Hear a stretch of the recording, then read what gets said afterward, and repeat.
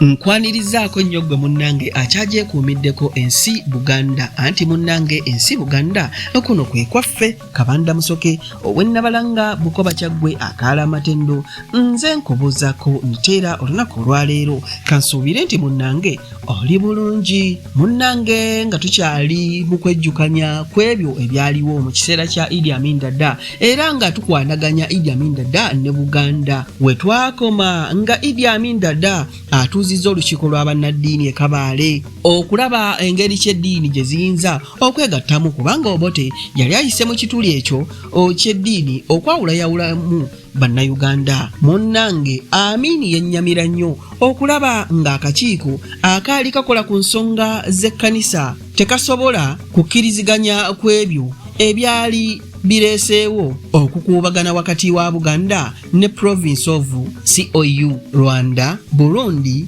ne Boga Zaire. Minisita w'ebyensimbi Emmanuel Wakweya yafulumya embalirira y'omwaka gw'ebyensimbi ogwa 1971-1972 gavumenti mwe yaggyirawo emisolo 8 egyali ginyigiriza ennyo omuntu wa bulijjo. Mwannyina wa Amini yafiira awaka we Bugerere.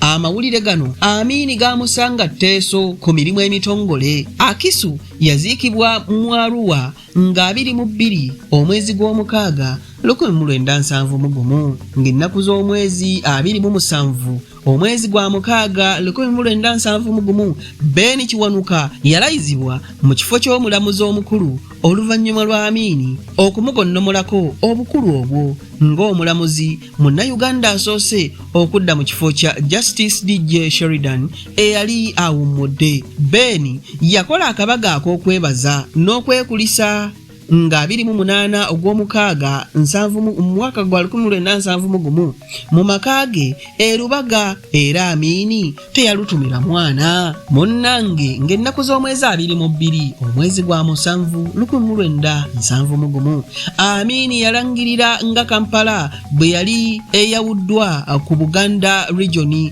okukola Kampala region era nga ekitongole kyayo kyakubeera Nsambya ate yo Buganda region ekitebe kyayo kibeere Entebbe. Gavumenti yawa Engineer Joseph Kimbowa owa Kimbowa Builders and Constructors omulimu gwa miliyoni 3,900 ogw'okubunya amazzi mu nkambi y'abanoonyi b'obubudamu e Nakivale Mwankole. Ng'ennaku z'omwezi 5 ogw'omunaana 1971 Amini yasisinkana abataka Abaganda abakulu nga Ssaabataka Ronald Muwenda Mutebi ye musaale mu Kampala International Conference Center eyali yakaggulwawo nga ennaku z'omwezi 3 ogw'omukaaga 1971 mu bantu abalala abaayitibwa mwalimu abo abaali ababaka b'olukiiko lwa Buganda, bannaddiini, abasuubuzi, bannamateeka, ababaka ba National Assembly bonna awamu baali 105.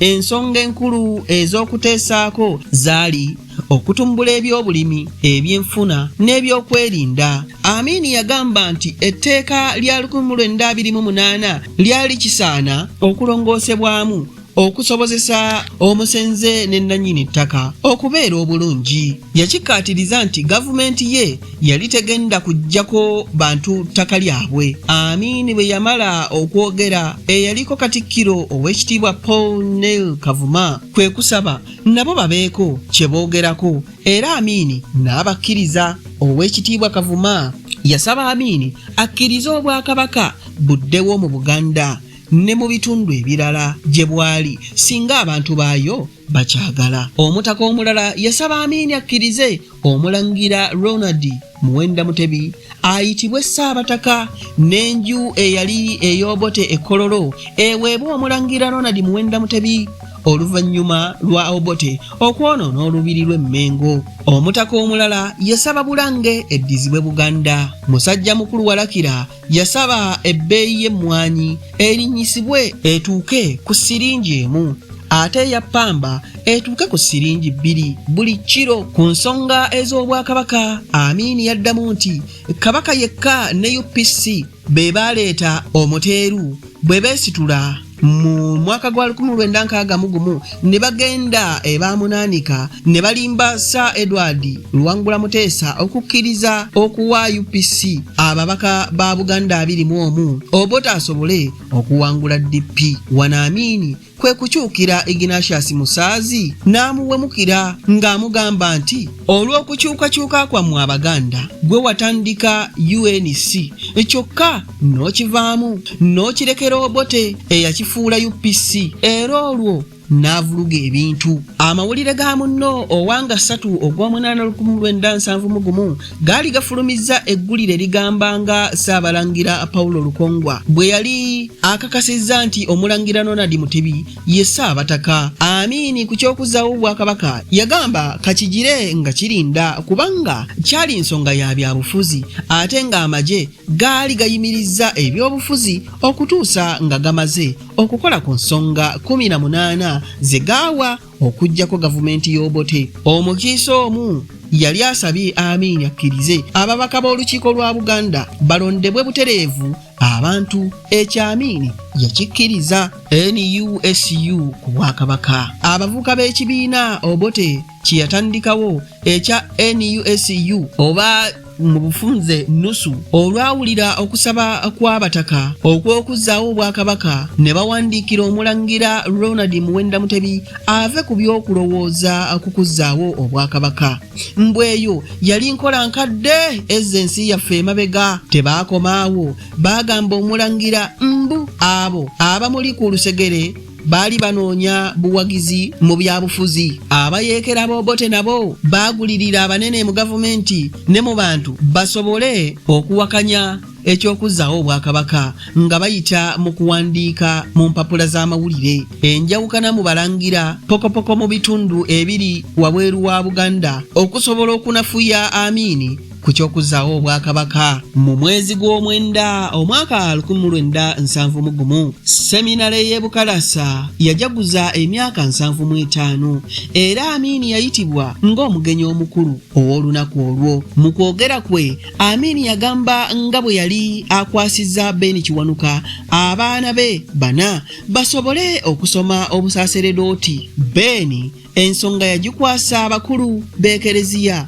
engeri abaana ba Amini n'Amini gye baali abasiraamu. Eyali akulira Commercial Court Michael Kaggwa yatemulwa era omulambo gwe ne gusuulibwa mu mmotoka ye Ford Angalia ne bagivuga okutuuka Ennamirembe nga ku Ssanyu Babies Home ne bagikumako omuliro. Ekiteeberezebwa nti abaakikola baali bayeekera b'Obote. Yaziikibwa ku bijja by'abajjajjaabe e Manyangwa. Ssaabataka yakomekkereza okukyala kwe okwokubiri mu Summer Holidays yagendako e Lubaga okubeebaza bye baakolera kitaawe mu mwaka gwa 1966 ng'Obuganda bulumbiddwa Obote. Ku lunaku lwanga 9 omwezi ogw'Ekkumi 1971 ku kukuza ameefuga ekkololo Amini yategeeza ensi ng'Obwakabaka bwe bwali tebukyaddawo era ku olwo Amini lwe yayingizibwa nga Chancellor wa Makerere University okusinziira ku tteeka lya 1907 Makerere bwe yali efuulibwa University. Amini yakola ekijjukizo ky'Abassekabaka Daniel Basamulekere Mwanga owokubiri ne John Chwamali Kabalega wamu ne Chief Daudi Odora ku Mutala Kungu mu Kyoga District Elango nga 17 omwezi gwa 10 1971. Amini yayima embale n'agamba nti gavumenti bw'eriba etuusizza okukwasa obuyinza bannabyabufuzi egenda kusooka kujjawo ebibiina by'obufuzi byonna ebyaliwo nga 1971 tegunnatuuka kubanga bye byali akajiiko nattabula nga bisinziira mu njawukana mu ddiini okwawulayawula mu bannayuganda. Ng'ennaku z'omwezi 29 omwezi gwa 10 1971 Amini yatandika okulambula ebitundu bya Buganda ng'atandikira e Mubende. Mu mwezi gwa 11 mu 1971 Amini yalambula Buganda yonna. Amini bwe yava e Mubende yalaga e Busujju. Bwe yali tannakyaluka e Busujju eyo gye yabotolera ekyama ekyokulabula Omulangira Ronald Muwenda Mutebi ku nsonga z'ebyobufuzi ng'ayita mu muto wa kitaawe Omulangira David Simbwa. Mu mwezi gwe 12 oba muyite Ntenvu omwaka 1971 Amini yatuuza abalabirizi ba Buganda ku bya lipoota ya John Bikangaga oluvannyuma lwa West Buganda ne Namirembe okutiisatiisa okutandikawo obussaabalabirizi obwa Buganda. Kyali kirowoozebwa nti alipoota eyo yakolebwa mu mwoyo gwa byabufuzi so si gwa ddiini. Amini bwe yamala okwogerako ne baminisita be kwe kuweereza House of Bishops ebirowoozo bino. Ekisooka okutondawo obulabirizi bwa Kampala. Namirembe Cathedral tekyabalibwanga kanisa ya Buganda wabula Uganda yonna. Kanisa mu Uganda ekomye okujuliranga eye Kantibale. Ettaka okuli Lutikko Namirembe ly'abakristaayo ba Uganda yonna. Gavumenti eteekewo akakiiko akabuuliriza ku ttaka lya Namirembe n'ery'ekkanisa ya Uganda lyonna. Abalabirizi nabo baatuula mu nsonga ne basalawo bwe bati okutondawo obulabirizi bwa Kampala nga bufugibwa Ssaabalabirizi. Kanisa ya Lutikko Namirembe esigala ya Buganda era efugibwa omulabirizi w'e Namirembe wabula etekebwemu Namulondo 2 eya Ssaabalabirizi n'ey'omulabirizi wa Namirembe Dayosisi. Okuteekawo akakiiko akabuuliriza ku ttaka ly'ekkanisa n'ebintu byayo. Ssaabalabirizi yagaana okutwala obuyinza bw'ekkanisa yonna wabula ayisibwe nga w'Oluganda mu balabirizi banne so si kubafuga. Abaganda bwe baawulira ebyateesebwa ku ttaka ly'ekkanisa ne bazikubamu ne zaaka. Bagamba nti nno mu ndagaano ya 19 Buganda Agreement abaminsani baafuna mayiro 14. Kati engeri ekkanisa gye yafuuka eya Uganda, Rwanda, Burundi ne Boga Zaire abeeyo ettaka eryo baali balirinako mugabo ki? Yabaffe waliwo n'Abaganda ab'ebitundu ebitali bimu mu Buganda abawaayo ettaka lyabwe eri ekkanisa nga n'abamu ku bo ettaka lino lyali lyabwe lya bwannannyini ate abalala nga baagulaggule olw'omwoyo gw'ekkanisa amasinzizo gasobole okuzimbibwa. Kati ettaka eryo nalyo ab'ebitundu ebirala ebitali mu Buganda batandike okuliwaako amateeka.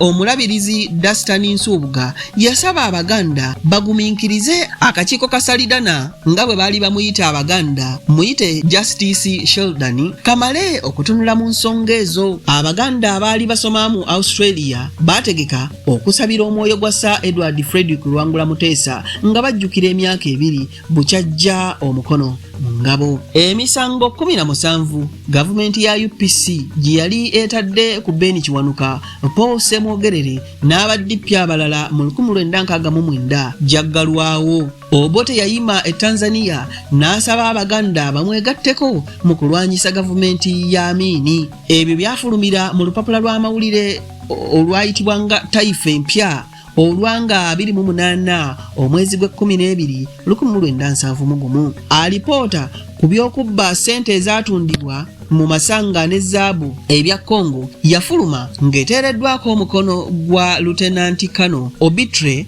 Gama. Yakubibwa mu kitabo kya bungi bw'empapula 874 era nga kigula nusu oba siringi 54 eri buli akyetaaga. Abange ebyo nno bye nsobodde okukufunira ebikwatagana ku Buganda ate era nga byekuusa ku Iddi Amin Dada. Kanda beerya ndeese nzire ennabalanga Bukoba Kyaggwe toddingana ate mu kitundu ekirala ekinaddako ng'ate nkuwa ebirala.